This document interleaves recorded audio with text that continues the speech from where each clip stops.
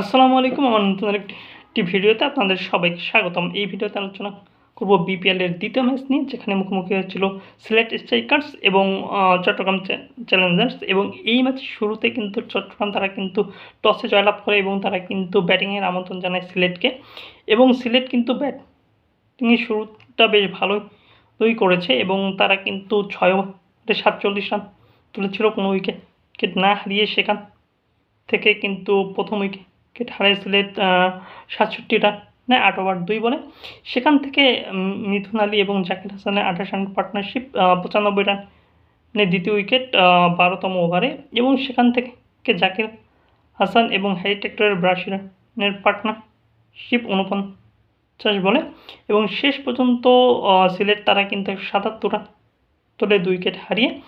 সিলেটের batting line এর কথাগুলো যদি আমি বলি, তাহলে মিথুন আলী তিনি 40 রান করেছেন 28 বল থেকে, তিনি 4 মেরেছেন 4টি এবং 6 মেরেছেন 2টি। শান্ত তিনি কিন্তু 36 রান করেছেন 30 বল থেকে, তিনি 4 মেরেছেন 7টি।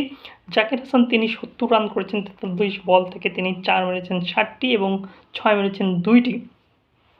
অন্যদিকে হ্যারি টেক্টর তিনি 26 রান করেছেন 20 বলে, তিনি 4 মেরেছেন 2টি। অন্যদিকে যদি চট্টগ্রাম চ্যালেঞ্জার্সের বলারদের কথা বলি, তাহলে নিয়াতুজ্জামান তিনি 4 ওভার করেছেন 31 রানে 1টি উইকেট নিয়েছেন। এবং চ্যাম্পার তিনি কিন্তু 3 ওভার করেছেন 35 রানে 1টি উইকেট নিয়েছেন। 178 রানের লক্ষ্যে নেমে 2 ওভার 3 বলে 14 রানে প্রথম উইকেট হারায় চট্টগ্রাম। এবং তারপরে আবিষ্কার ফার্নান্ডো এবং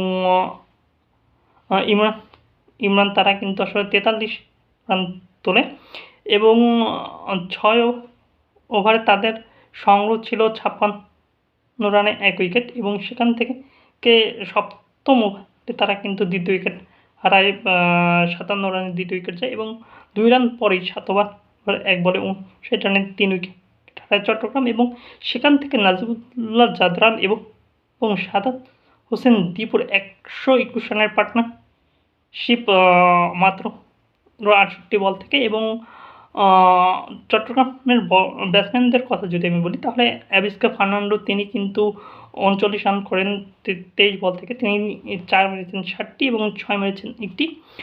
সাদাত হোসেন দীপু তিনি 57 রান করেছেন 39 বল থেকে, তিনি 4 মেরেছেন 4টি এবং 6 মেরেছেন 4টি।